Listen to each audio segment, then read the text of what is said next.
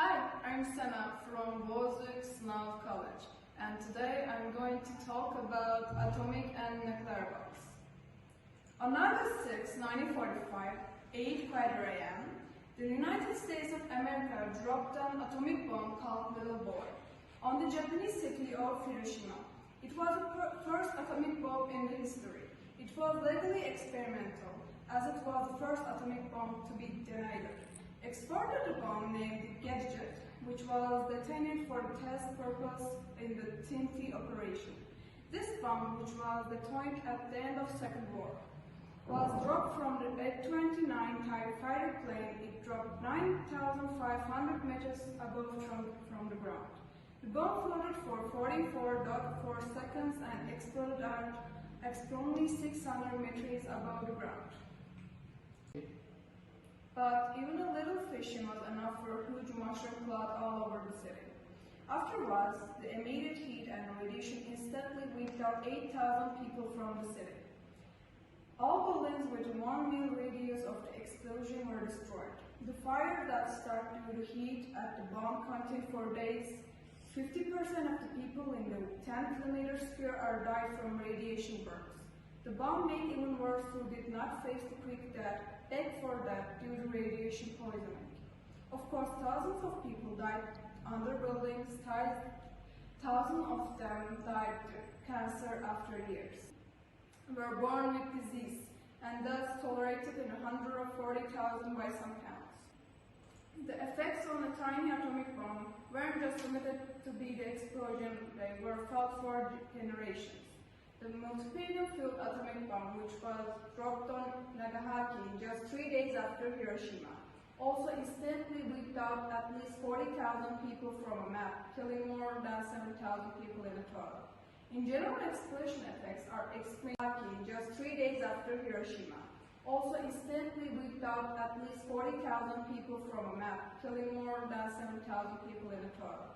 In general, explosion effects are explained under 5 topics: pressure rate, heat, light, flame, and radiation. It is a nuclear bomb.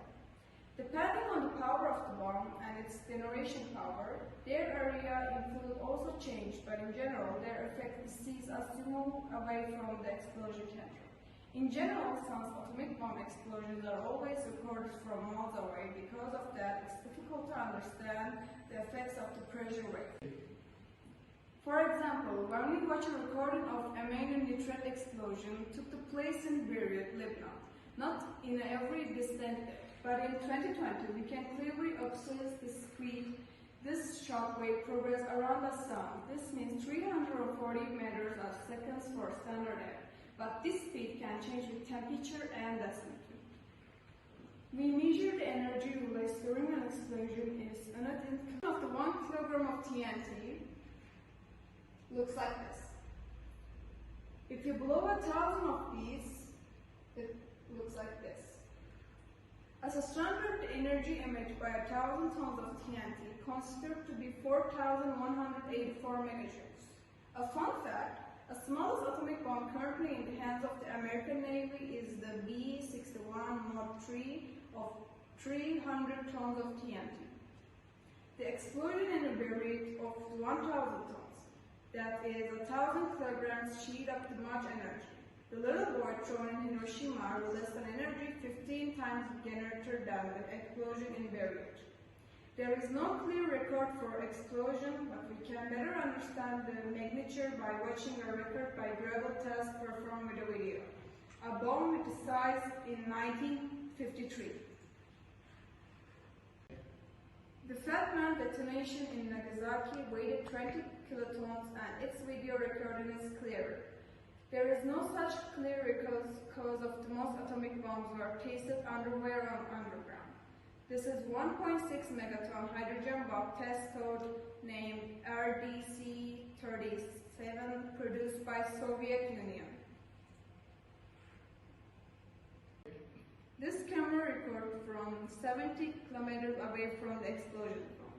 Soldiers walking on the road collapsed on the ground due to shock waves and even reached the town of Kuchao, village away from explosion area 15 kilometers away. During the test, a soldier died inside a collapsing shelter.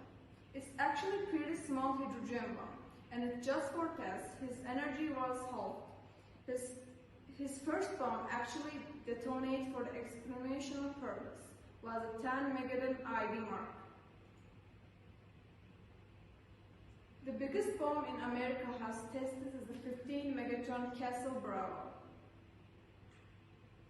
The largest bomb in the Soviet Union, the 50 megatron Sarah bomb, is actually currently being produced as a 100 megatron version. So, why were the bombs dropped on Hiroshima and Nagasaki donated to the air rather on the ground? The altitude at which the bombs detonate directly affects the nuclear dynamics of the bomb, and his height needs to adjust depending on the reason the bomb was launched. If the air, in the other words, the atomic bomb detonation in the air sends an enormous pressure wave other than the wide area. But within milliseconds of the explosion, fission Russian neutrons can no longer reach the fuel. As everything is scattered, including the fuel, and detonated the bomb, and there is not much that interact with the air. So the effect of the atomic bomb detonated in the air is rather deviation over a large area due to pressure, but the nuclear effect of the bomb is much more limited. For example, only 1.38% of the bomb in Hiroshima was disintegrated by nuclear fission, so 98.62% of the fuel didn't even reach. But when the same bomb is detonated on the ground, because of surrounding water has many other atoms it can interact with, such as earth buildings, and the fuel is usually connected for the explosion point. More of the fuel is covered with no energy, and the nuclear reaction can take longer. Thank you very much for listening.